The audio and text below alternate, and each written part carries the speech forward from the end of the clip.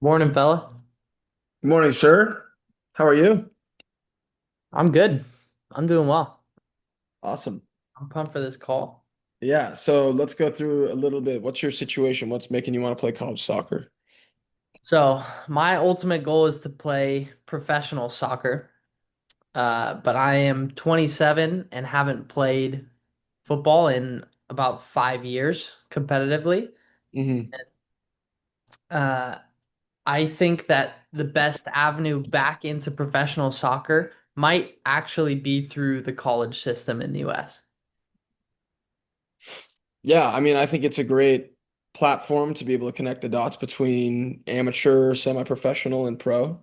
So I think it's a great idea. I think it's definitely ambitious with the fact that you're 27 now, but I think there's a lot of programs that'll be able to recognize that you can bring a lot of maturity to a team, international experience, and also, these different experiences that you've had over the past 4 years could definitely put you in a leadership role with a team. So if we were to look at what the next steps would be, I think the first thing we would need to do is I'm gonna start that over with. So in terms of what we would need to do, so in terms of what we would need to do next to make sure that you're able to play college soccer is to check your eligibility. So there's two different ways that we can do this. One is through the NCAA Eligibility Center. So for you to make an NCAA account, that'll cost about, I believe it's $90 for a domestic player and it's $170 for an international player. And all of my international players that I have them create these accounts first because then when we get a coach that's interested, they're the ones that are going to then send it into the field house to check how many eligibility years they have. So that's going to be the first thing. Since you're also looking at potentially exploring the NIA level, if that's something that you are interested in, that we can talk about here in a second.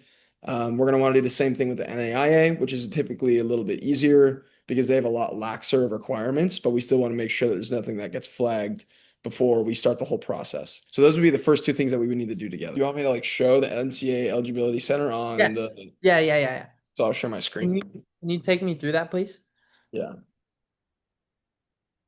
So are you still recording this right now? Yes. Okay. So the first thing that you're going to do in order to get to the NCAA Eligibility Center is you're just going to type in NCAA Eligibility Center. It'll be the first thing that pops up. Then from there, you're going to be here at this screen and you're going to need to register and create an account. Once you do that, you need to make sure it's the right profile page, athletic certification account, or academics and athletic certification account. If you plan on competing at a Division 1 or Division 2 school, then you're going to register for the academic and athletic certification.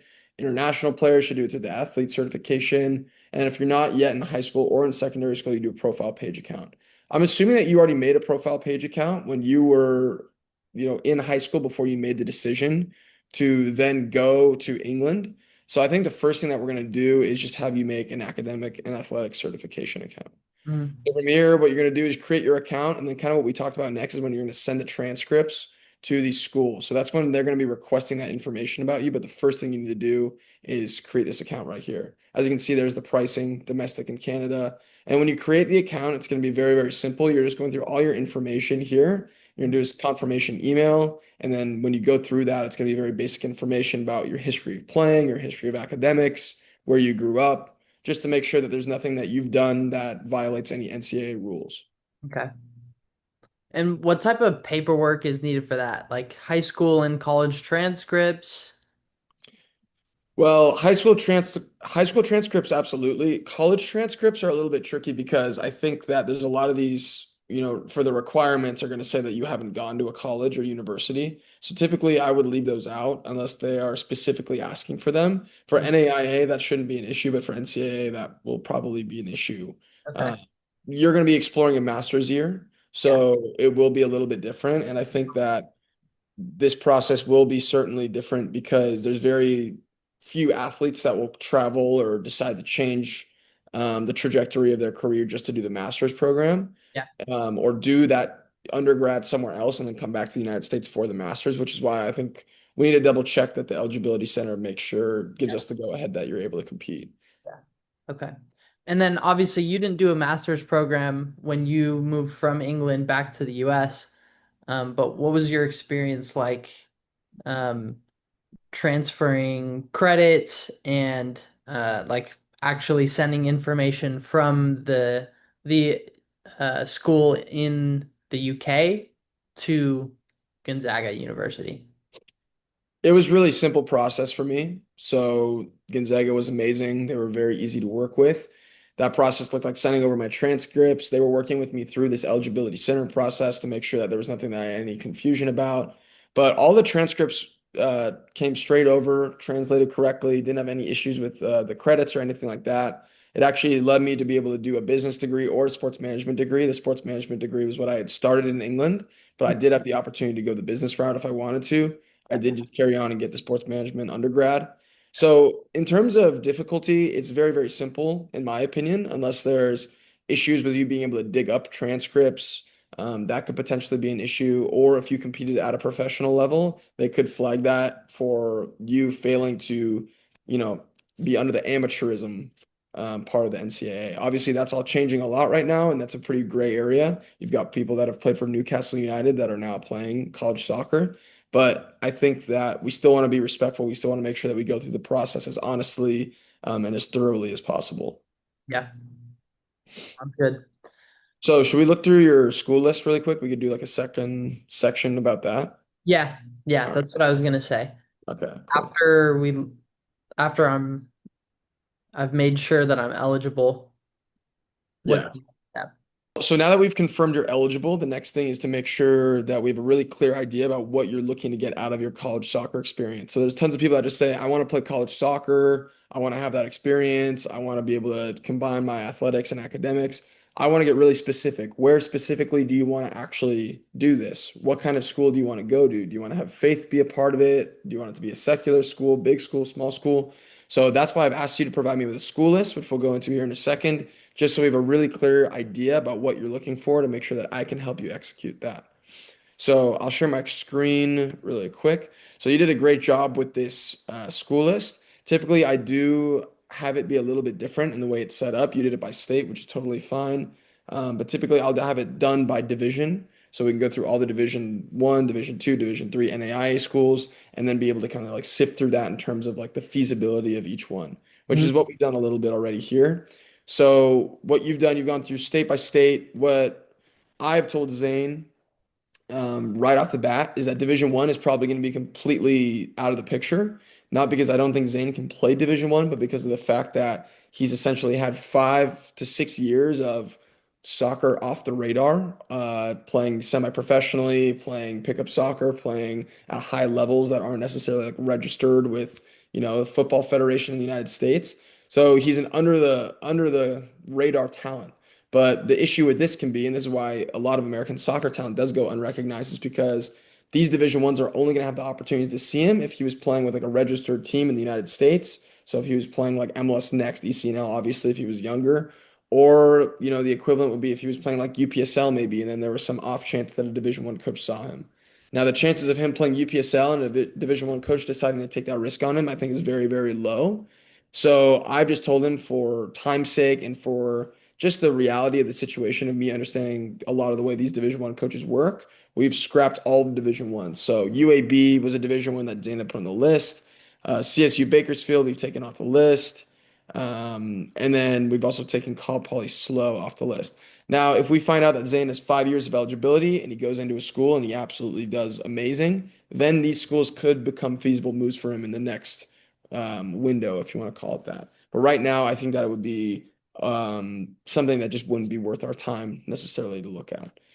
Um, the next thing is that we discussed a little bit about scholarship. So Zane really is looking to get a decent sized scholarship because he wants to be able to focus primarily on his degree and on his soccer and not maybe about having another job at the same time, even though his ice cream business is cranking.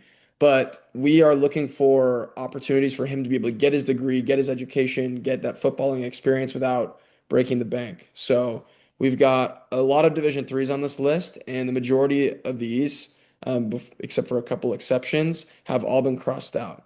So Division threes will give you scholarship, but all of the scholarship that comes from Division three soccer schools is academic money.